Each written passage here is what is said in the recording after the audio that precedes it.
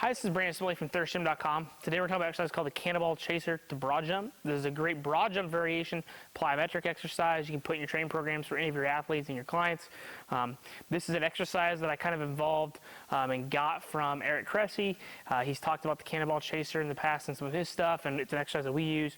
We kind of elaborated on that to where we would use the Cannonball Chaser, but we'd use the benefits from it, which is the basically loaded broad jump, and we're kind of getting the momentum behind us to be able to jump further, but then also adding a broad jump on top of it and drop the load to kind of get some post-activation potentiation as well, so something you can sequence. So this would be great for any kind of athlete that's looking for lower body power. By putting them in a peaking phase for some of the more advanced athletes, or you're trying to get athletes the ability to feel some realization of jumping further than what they actually can and build some momentum behind them. I really like this a lot for many of our swimmers and track and field athletes. We've had some success with that as well with this exercise. So the only thing you're going to need is you're going to need a med ball for your Cannonball Chaser. I got a 6-pounder here. Chances are, depending upon the athlete you're working with, it's going to vary a little bit based on their body weight, but probably 6 to 10 pounds on your ball is probably about all you're going to need. And you got to make sure that know that you're doing 2 broad jumps for essentially 1 rep.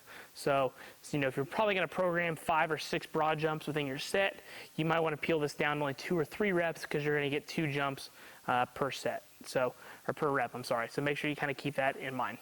So the regular Cannonball Chaser, we're going to have the ball here, we're going to bring it back, and then we're going to broad jump as far as we can. What we're going to do though is once we achieve that broad jump, we're going to drop the medicine ball, and then we're going to perform another broad jump in sequence. So I'm going to start here, I'm going to perform my broad jump, and then jump right after it. So again, the first one's going to feel like you're getting a really good amount of distance, and the second one is going to feel slightly awkward. You're going to drop that ball and go again, but you're going to use that post-activation potentiation to kind of help further that second jump for you. Again, back.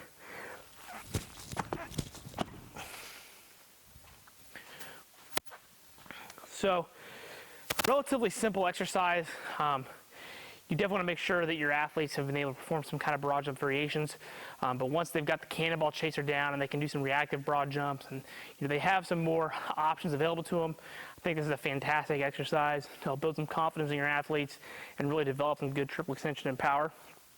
When we program these, again, we keep it 2 to 3 reps per set, and then anywhere from 4 to 5 sets for the athlete, just because there's 2 really big hard jumps, and so we want to make sure we maximize the amount of rest time that they get between the reps. And so we also pair this with some kind of prehab or mobility exercise or some kind of good filler to make sure that we're getting the rest that we needed for the exercise to optimize the power and make sure they're giving good effort. So if you have any questions about it, feel free in the comment section. Thanks. Have a great day.